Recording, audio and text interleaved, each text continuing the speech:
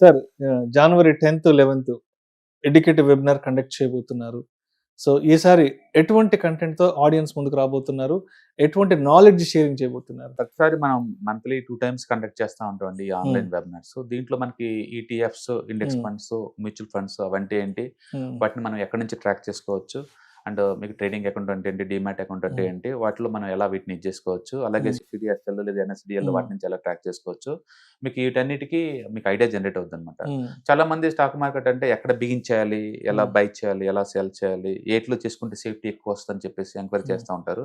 అలాంటోళ్ళకేందంటే ఈ ప్రోగ్రామ్ ఒక ఫౌండేషన్ లాగా వచ్చిద్దనమాట. హ్మ్. అందుకని మీరు ఆల్రెడీ ఎంతో కొంత నాలెడ్జ్ ఉన్నా, అస్సలు నాలెడ్జ్ ఏం లేకపోయినా మార్కెట్ గురించి, హ్మ్. అంటే రిస్క్ లేకుండా ఈ మార్కెట్‌ని హ్యాండిల్ చేయాలంటే మనకున్న ఆప్షన్ ఏందంటే హ్మ్. ఈటీఎఫ్స్, ఇన్వెస్ట్‌మెంట్స్, మ్యూచువల్ ఫండ్స్ అనమాట.